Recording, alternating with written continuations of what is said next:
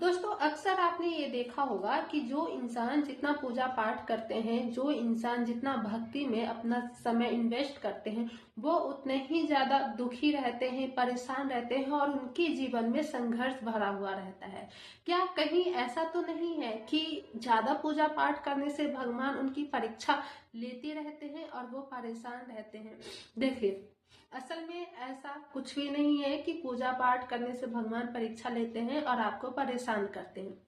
लोग पूजा पाठ करते हैं, लेकिन वो अपने अंदर ये नहीं देखते हैं कि हमारे अंदर की कमी क्या है, अपने अंदर की कमजोरी क्या है, ये चीज नहीं देखते हैं। बस पूजा करने के लिए जब बैठते हैं ना, तो अंदर डर लेकर बैठते हैं, गुस्सा, ईर्ष्या और तुलना।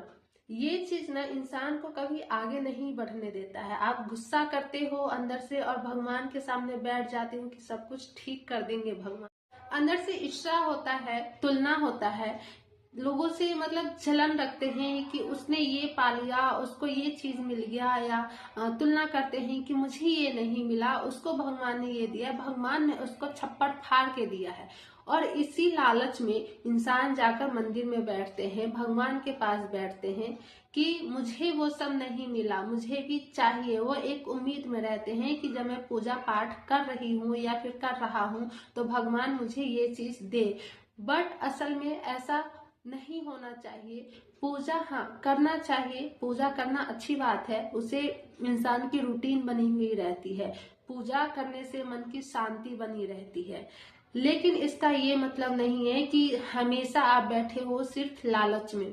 भक्ति का मतलब ये बिल्कुल भी नहीं है कि आप अपने अंदर की इच्छा को पूजे, बल्कि भक्ति का मतलब ये है कि आप अपने अंदर की जो अहंकार है, गुस्सा है, उसको कंट्रोल करें। भगवान से आप ये पूछे कि मुझे क्यों इतना गुस्सा आता है, मुझे क्यों लोगों से इतना जलन होता है। अगर आप पूजा पाठ में ध्यान लगाएंगे ना, तो इस सब चीजों से आप छुटकारा पा जाओगे। बट असल में लोग ऐसा नहीं करते हैं। बस उनको भगवान से सिर्फ मांगना होता है और सोचते हैं कि भगवान सिर्फ मांगने के लिए है।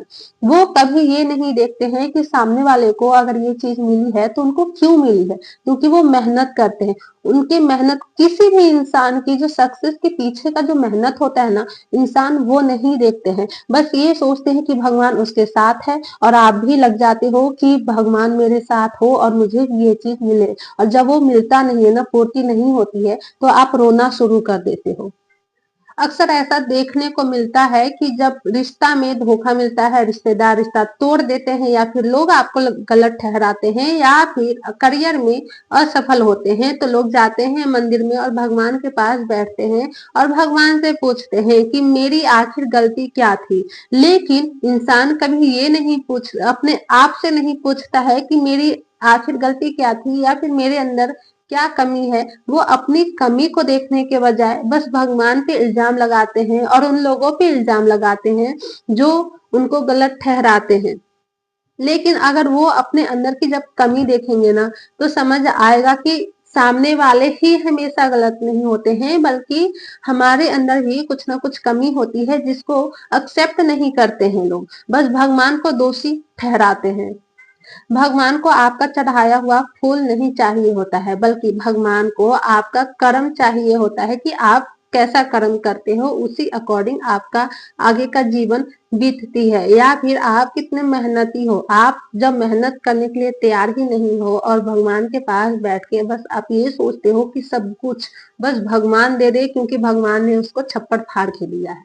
भाई, सबका मेहनत अलग अलग होता है, इसलिए सबकी जो जरूरतें है ना, वो अलग अलग ही मिलती है। दोस्तों, पूजा पाठ करना गलत नहीं है, बल्कि हर इंसान को पूजा पाठ करना चाहिए। इससे आपकी रूटीन बनी हुई रहती है, मन शांत होता है, जिसकी वजह से आप अपना काम ठीक से कर पाते हो और अच्छे से आप सोच पाते हो। अपनी गलतियों को प्रायश्चित करने के लिए पूजा पाठ करना चाहिए, ना कि अपनी गलती को छुपाने के लिए। वीडियो अच्छी लगी हो तो वीडियो को लाइक कीजिएगा। दोबारा मिलने के लिए चैनल को सब्सक्राइब कीजिएगा। मिलती हूँ नेक्स्ट वीडियो में। Thanks for watching.